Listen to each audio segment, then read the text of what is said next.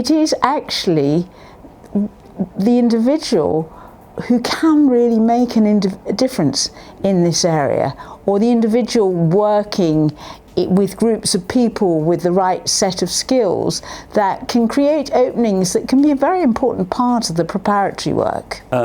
Gabrielle Rifkin, thank you for joining us today. As Director of Oxford Process and Group Analyst and Psychotherapist, you, along with Oxford Process, bring a unique skill set that has joined up with CEDR, which is known for resolving commercial disputes. Can you tell me how the two organisations fit together and what the collaboration is intended to bring? Yes, well, I describe it as a pretty happy marriage, because we do bring different skill sets. I've actually worked in conflict resolution in the Middle East for the last 2 decades. And what the Oxford Process is about is preventive diplomacy. What can you do quietly behind the scenes to ripen the conditions for peacemaking? And in that, and part of it, is mediation skills.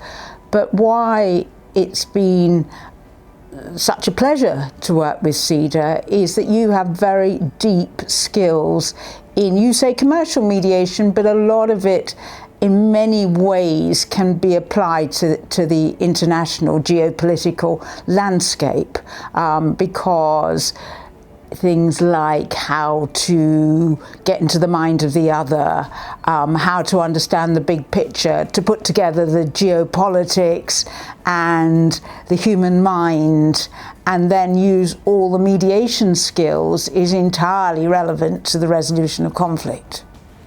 Yes, and I know that this collaboration has been running for around a year or so now. It's probably too early to see an outcome that we can talk about from that collaboration as yet, but you might have seen happening in your career how business has had an influence on peacemaking. I think there's no question about that, and that's been very exciting for us, because some of the big peace processes, Northern Ireland started with the economics. South Africa, it was a business organisation that actually started the back channels that led to the official negotiations.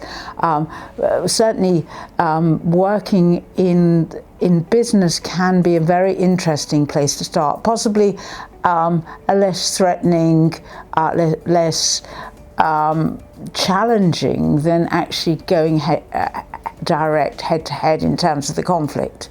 And we found that when we did the training last time, that we'd people who came with business skills, and there was a lot of discussion about where could certain openings potentially be sort of nurtured and developed. And in fact, peacemaking demands the most huge amount of preparation, sometimes years.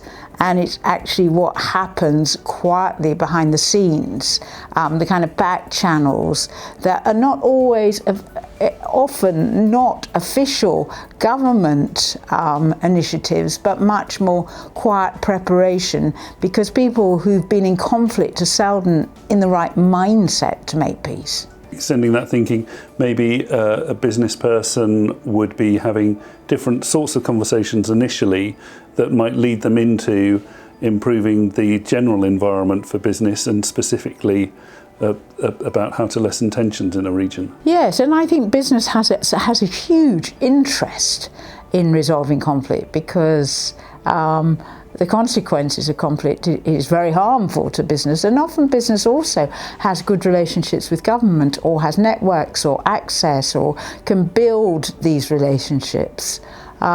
So certainly that's a very important area. We've said the sorts of mediators that would be coming on it would have a commercial background.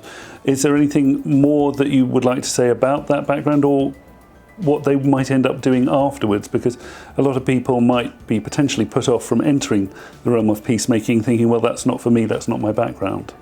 I think that's an important question, because people might think that peacemaking only happens at the UN or in sort of large formal institutions. But I think the area that people know less about is what goes on quietly behind the scenes, and the kind of preparatory work that can be done to ripen and ready better improve the conditions for peacemaking. And this is often acts of this often happens in unexpected settings. So the role of business can be very important here, or even people with legal backgrounds, or people with psychological understanding, and people with particular understanding of conflicts perhaps that have meaning to them.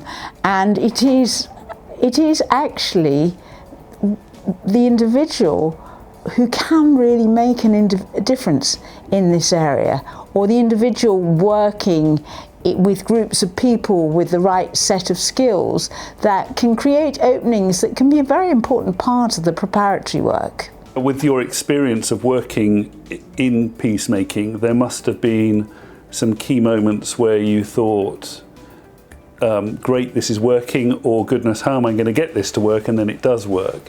Are there any that you're able to share with us? Yes, it's certainly a world where doors open and they slam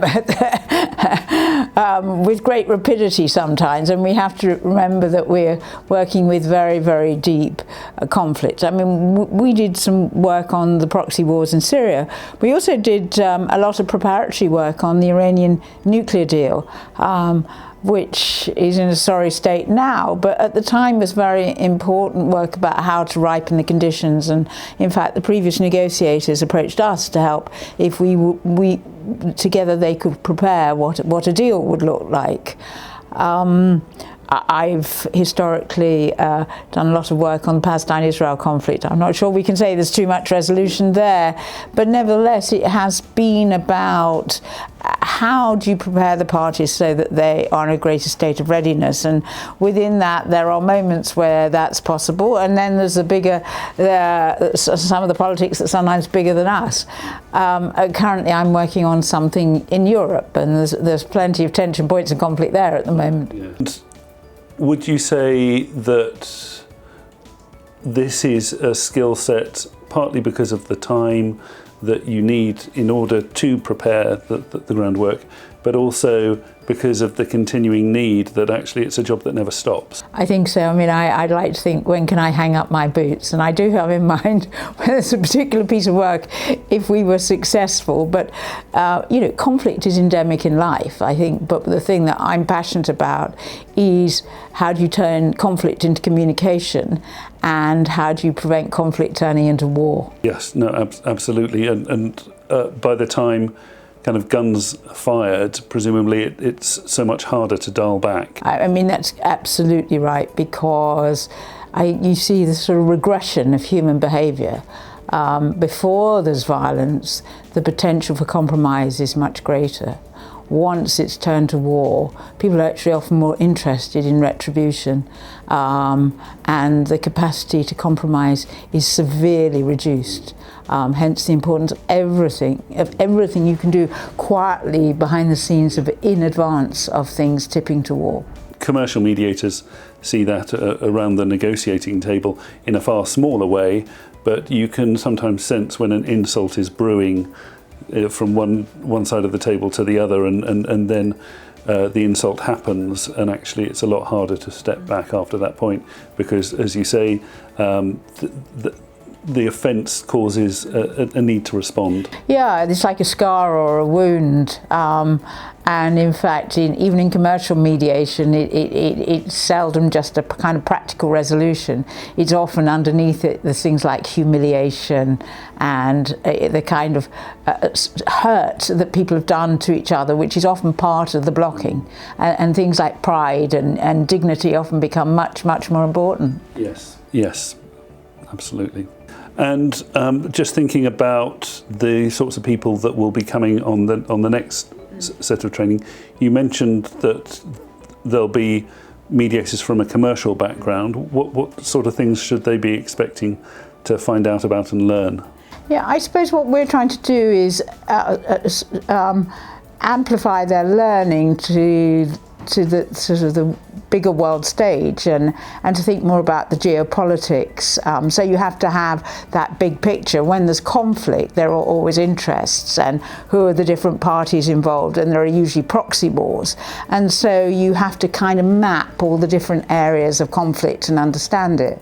And then also then begin to think about where are the points of influence, leverage, where can you start, what's your route in, because you can't necessarily access the power brokers to begin with, and a lot of the work is about building relationships, building networks to be able to access points of entry. And then one of the things we've developed over the years is getting groups of people together to help them prepare, often from quite an emotional mindset, to trying to help encourage people to think more strategically, more about the end game and what's in their self-interest.